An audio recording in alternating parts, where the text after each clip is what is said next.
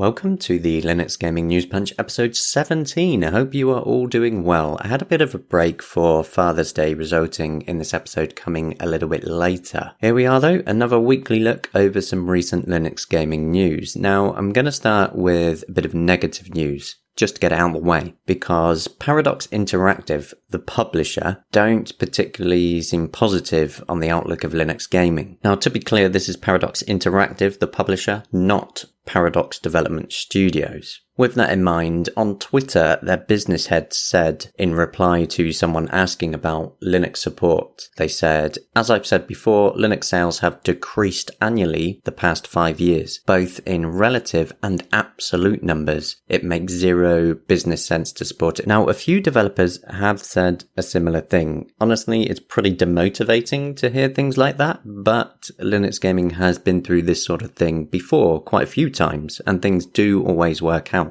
Something pretty much always comes along to boost things in some way. It's a cycle. Personally, I'm thankful Paradox have supported us at all. Stellaris in particular, I absolutely adore. Now we're going to move straight on to the positive news, because Valve have given us Dota Underlords, the new standalone version of Dota Auto Chess, and it already works amazingly well on Linux. Not that anyone should be surprised by that though. Valve support Linux rather well. I've already put tens of hours into it and I absolutely love it. It's weird though, you're just picking heroes, sticking them on a board, and then watching and hoping you beat everyone across different rounds. It's weird and yet addictive at the same time, even though you're not really doing anything. You can actually grab it right now if you have the Dota 2 Battle Pass, otherwise in around a week it's going to be an open beta for everyone. Personally, I just hope it does a lot better than Artifact, and I imagine it will because they're gathering feedback early on and they're not pushing heavy monetization straight away, which is really nice. Another very quick bit of Valve news is that the recently leaked Steam library overhaul is real. I tested it, as I mentioned in a past episode, but the news here is that it's actually coming soon, sooner than expected as well. In a recent post for developers, Valve stated that the big Steam library overhaul is due in weeks. It's quite exciting. Now on to Starbound, the hugely successful sandbox adventure and survival game from Chucklefish. They surprised us all recently by releasing the massive Bounty Hunter update, and it is absolutely massive. There's no shortage of things to do in it, especially now with procedurally generated quests, which enables you to rise up the ranks in the newer Peacekeeper organization. And linking in with that, Terraria, another sandbox adventure game which has a lot of similarities to Starbound, hasn't actually had any recent updates, but they've officially announced and teased the upcoming Journey's End update, and it sounds like it's going to be an absolute whopper of an update. It's got over 800 new items to find and craft, new enemies, a revamped world generation system, and so much more. It's absolutely insane. There's no exact date when Terraria Journey's End will be out, but they say they're aiming to be ready before the year is up, but they're going by when it's ready, basically. During E3, Calypso Media dropped a bit of a bombshell into my inbox, as they're going to be continuing Linux support, and they announced that Commandos 2 HD Remaster is a thing and is coming to Linux. That is my biggest surprise from E3. I had no idea this was going to be a thing. I played quite a lot of Commandos when I was younger and I absolutely adored it, so I'm really happy to see a newer generation of it on our favourite platform. They're currently saying that the Commandos 2 HD Remaster will be available sometime in Q4 this year, so around the end of the year. Another game that was shown off during E3 is Police Stories. Now, I'm interested in this one because it's a top-down shooter, and I like my top-down shooters,